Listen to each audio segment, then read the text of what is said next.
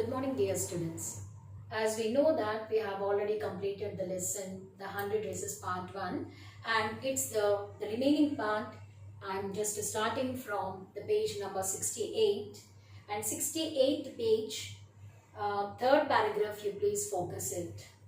As we have seen that Peggy and Maddie were equally bad enough in making fun of Wanda Petronsky, but Wanda Petronsky was such a quiet and very simple girl, she never uttered a word. So the kind of nature, okay, keeping always dumb, has given a chance to Penny and Maggie to make fun of her every day at every moment. But when compared to the attitude of Peggy, Maddie was much better. And one day she has got the realization that they were purposely making fun of Wanda Petronsky. She would like to educate Peggy even, because we always think about our friends. They also must be equally good along with us. We don't want to see our friends falling down.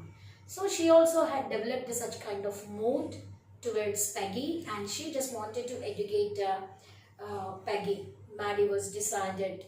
Let us come to page number 68, the third paragraph. Thinking about Wanda and her 100 dresses all lined up in the closet. Closet is a word for cupboard, and closet is an American English, and cupboard is British. Maddie began to wonder who was going to win the drawing and coloring contest. As we have seen that Miss Masson already announced the children she's gonna take a competition or the contest for boys and girls separate, and boys will be tested on making motorcycles or the motor boards and all, and when it comes to girls they have to draw the drawings. Okay, whoever drawing is good, they are gonna win the contest. And the children of the class, especially room number 13, started giving the list of names to Miss Masson, and Maddie began to wonder who was going to win the contest and drawing and coloring contest. For girls, this contest consisted of designing dresses, and for boys of designing motor boats. It's not motor vehicles or motor cars, it's motor boats. And probably Peggy would win the girls medal. Everybody thought that Peggy was very good in her education part. She was well enough in academics, but when it comes to her attitude, she was not that very good. She was not that very impressive kind of girl. Probably Peggy would win the girls medal. Peggy drew better than anyone else in the room because she has the creativity of coloring and drawing. So everybody guessed the name of Peggy because Peggy was the only evidence. The Peggy's evidences were hung up in the wall. So everybody thought that Peggy would win the contest. At least that's everybody thought. She could copy a picture in a magazine or some film star's head so that you could almost tell who it was. Oh, Maddie was sure Peggy would win. Well, tomorrow the teacher was going to announce the winners, then they'd know. So the contests for boys and girls were separately conducted by Miss Masson, and the boys have just designed the motorboats, and the girls just drew the pictures and colored them well. So brilliantly they colored. The very next day, the teacher, Miss Masson, would announce the names of the winners of the contest. That next day, it was drizzling, as I read before, but once again, I would like to bring to your notice whether you have followed this. Maddie and Peggy hurried to school under Peggy's umbrella. Peggy was holding an umbrella, and Maddie was taken shelter under it, and they were walking down to school. Naturally, on a day like this, they did not wait for Wanda. So if the weather was so bad, they never waited for this girl Wanda Petronsky. Other days they used to wait because, as I told you, this girl Wanda Petronsky always keeps quiet and she never gives a backword to anybody. She never gave the back answer to anyone. So that's why they have taken it as an advantage of making fun of Wanda. And if everything was alright, if the weather was favorable, they used to wait for Wanda. But today, the weather was too rough. It was started drizzling. They did not wait for Wanda Petronsky on the corner of Oliver Street. They used to wait at the Oliver Street down the Oliver Street, but today they had not waited because they were very much enthusiastic to know whether they won the contest. That's why they just wanted to go to school so fast. The street was far, far away under the railroad tracks, and up the hill led to Vaughan Heights. Anyway, they were not taking chances on being late today. So at any cost, they don't like to get late to school. That's why they just hurried up to school. Because today was a very important day in the lives of Peggy, Maddie, and all the students of room number 13.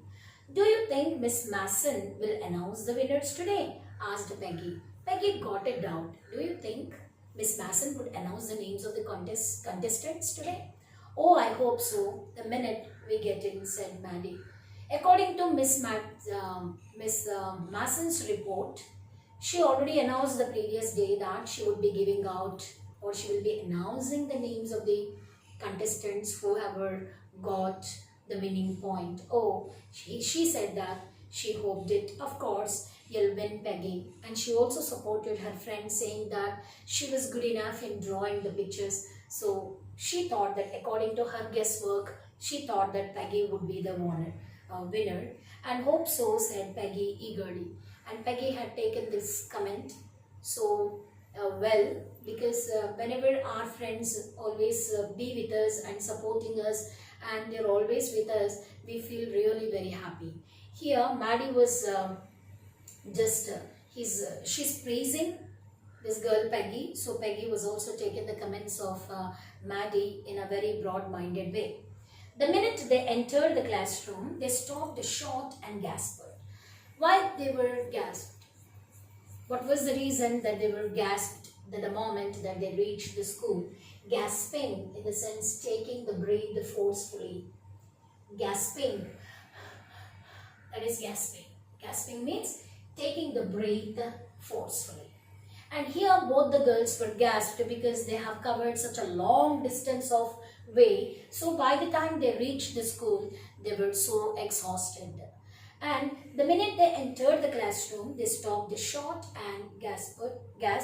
There were drawings all over the room.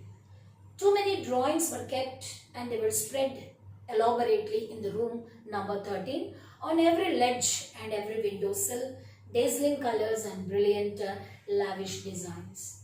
Okay, we can see certain adjectives are used to narrate the pictures, narrate the drawings of the children, whoever is drawn for the contest. The words, they were everywhere they can see these pictures which were drawn by the children so well.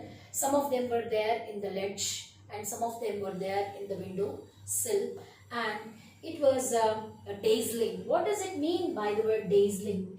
Dazzling or scintillating in the sense shining so brightly or brilliantly.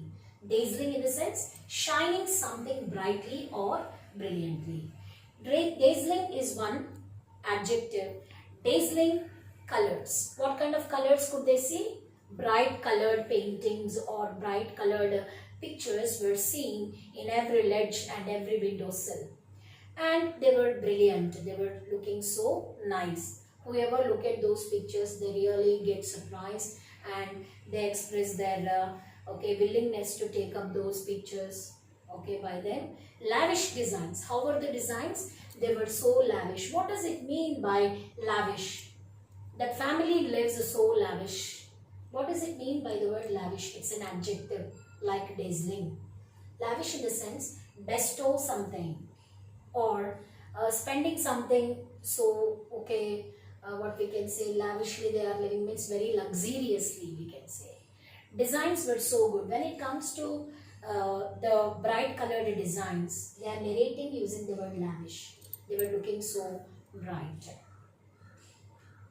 Okay. Anyhow children, in the next class we will continue the remaining part.